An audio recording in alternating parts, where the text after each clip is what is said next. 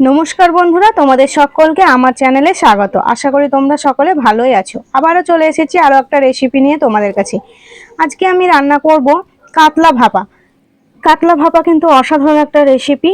গরম গরম কাতলা ভাপা দিয়ে গরম গরম ধোয়া ওঠা এক থালা ভাত কিন্তু অনায়াসে খেয়ে নেওয়া যায়, আর এর স্বাদও কিন্তু অসাধারণ হয়। তার জন্য এখানে নিয়ে নিয়েছি 5 পিস কাতলা মাছ, আর নিয়ে নিয়েছি পোস্ত, সর্ষে, কালো সর্ষে, হলুদ সর্ষে, আর নিয়ে নিয়েছি টক দই, আর নিয়েছি সর্ষের তেল, হলুদ আর সাদা তিল, লবণ আর কাঁচা লঙ্কা। এই এতটুকু উপকরণ দিয়ে আমি আজকে তৈরি করব কাতলা ভাপা। প্রথমে আমি কাতলা মাছের মধ্যে লবণ হলুদ মাখিয়ে নেব।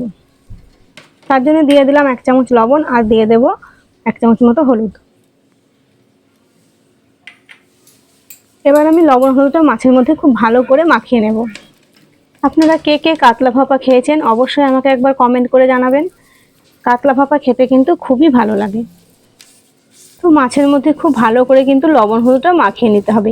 মাছের এপিট ওপিট দুপিটি খুব ভালো করে আমি লবণ হলুদ মাখিয়ে নিলাম। মাছের মধ্যে লবণ হলুদ আমার মাখানো হয়ে গেছে।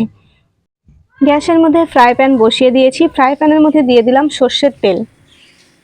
তেলটা খুব ভালো করে গরম করে নেব। তেল খুব ভালো মতো গরম হয়ে গেছে। এবার আমি মাছটা হালকা করে ভেজে নেব। খুব কড়া করে কিন্তু মাছ ভাজবো না। কাতলা ভাপা বানানোর জন্য হালকা করে মাছটা ভেজে নিলেই ভালো হয়। তেলের মধ্যে মাছটা আমি এক এক করে দিয়ে দিচ্ছি। সব মাছগুলো আমার দিয়ে দেওয়া হয়ে গেল। এক পিঠ আমার ভাজা হয়ে গেছে, আরও এক পিঠ আমি হালকা করে ভেজে নেব। এখানে কিন্তু মাছ খুব কড়া করে ভাজলে হবে না, যেহেতু এটা ভাপা হবে। কাতলা ভাপা বানানোর জন্য মাছ হালকা করে ভেজে নিতে হবে। মাছটা কিন্তু এপিট ওপিট উল্টে আমি ভেজে নিচ্ছি।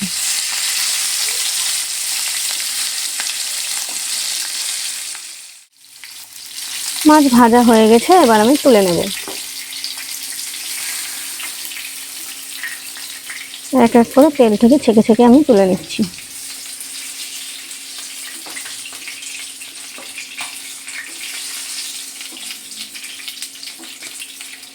এক এক করে মাছ ভাজাগুলো সব তুলে নিলাম। এইদিকে মাছ ভাজার প্লেটটা রেখে দিয়ে এবার আমি মশলাগুলো করে নেব। তার জন্য এখানে নিয়ে নিয়েছি মিক্সির বাটি। এর মধ্যে দিয়ে দেব 1/2 চা চামচ কালো সর্ষে, 1/2 চা চামচ হলুদ সর্ষে, আর দিয়ে দেব বড় চামচের 1 চামচ মতো পোস্ত, আর দিয়ে দেব 1 চামচ মতো তিল। এখানে সাদা তিল নিয়েছি। আর দিয়ে দেবো বেশ কয়েক পিস কাঁচা লঙ্কা। এখানে 7 থেকে 8 পিস আমি কাঁচা লঙ্কা নিয়ে নিয়েছি। এবার এটা অল্প জল দিয়ে মিহি পেস্ট করে নেব। এটা আমার বেটে নেওয়া হয়ে গেছে। এবার আমি মাছের মধ্যে বেটে রাখা মশলাটা মাখিয়ে নেব। মশলাটা দিয়ে দিলাম। এবার আমি এর মধ্যে দিয়ে দেবো বড় চামচের 2 চামচ মতো টক দই। টক দইটা খুব ভালো করে আমি ফেটে নিয়েছি।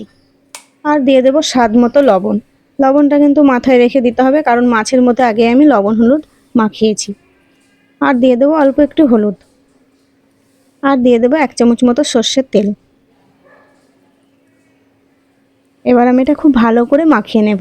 মাছের এপিট ওপিট দুপিটে খুব ভালো করে আমি মশলার গ্রেভিটা লাগিয়ে নেব। মাছের মধ্যে মশলাটা খুব ভালো করে আমি মাখিয়ে নিয়েছি। এবার এখানে একটা টিফিন কৌটো নিয়ে নিয়েছি।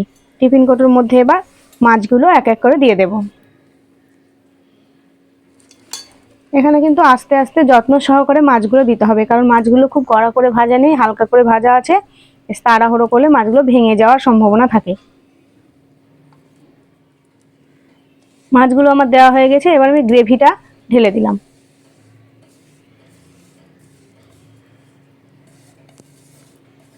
গ্রেভিটা আমার সমস্ত ঢেলে দেওয়া হয়ে গেছে। এবার মশলার বাটিটা ধুয়ে একটু জল দিয়ে দিলাম, আর দিয়ে দিলাম অল্প পরিমাণে একটু তেল। এখানে আমি 1 চামচ মতো তেল দিলাম, আর 2টো কাঁচা লঙ্কা। খুব ভালো করে নাড়িয়ে চাড়িয়ে দিলাম যাতে তেলটা ভেতর পর্যন্ত যায়। এবার আমি এর মধ্যে ঢাকনা লাগিয়ে দেব। এই গ্যাসের মধ্যে কড়াই বসিয়ে দিয়েছি। কড়াইয়ের মধ্যে জল দিয়ে দিয়েছি। জলটা খুব ভালো করে গরম করে নেব। জল গরম হয়ে গেছে। এখানে একটা স্ট্যান্ড দিয়ে দিলাম। স্ট্যান্ডের উপরে টিফিন কৌটোটা বসিয়ে দেব। এবার আমি এর মধ্যে ঢাকা দিয়ে দেব। কাতলা ভাপাটা আমি 15 মিনিট ধরে ভাপিয়ে নেব। 15 মিনিট পরে সে ঢাকাটা খুলে নিচ্ছি। তোমরা দেখতেই পাচ্ছ জলটা পুরো ফুটে ফুটে মরে গেছে আর মাছ ভাপা কিন্তু আমার হয়ে গেছে। এবার আমি গ্যাস বন্ধ করে দেবো। টিফিন কোটো ঠান্ডা হয়ে গেলে আমি খুলবো। টিফিন কোটো আমার ঠান্ডা হয়ে গেছে। এবার আমি ঢাকাটা খুলে নেব।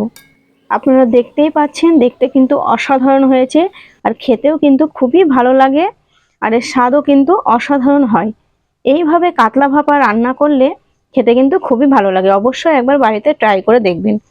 আমার এই কাতলা ভাপার রেসিপি আপনাদের ভালো লাগলে ভিডিওটিতে একটি লাইক আর চ্যানেলটি সাবস্ক্রাইব করা না থাকলে চ্যানেলটিকে সাবস্ক্রাইব করে পাশে থাকা বেল আইকনটি ক্লিক করে অল করে দেবে, যাতে আমার ভিডিও নোটিফিকেশন সবার আগে আপনাদের কাছে পৌঁছে যায়। এবার আমি ভাতটা একটু খেয়ে দেখবো কাতলা ভাপা দিয়ে কেমন হয়েছে।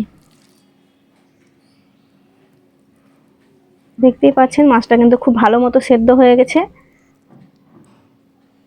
আমার এই পুরো ভিডিওটা দেখার জন্য অনেক ধন্যবাদ। আর এটা খেতে কিন্তু খুবই ভালো হয়েছে।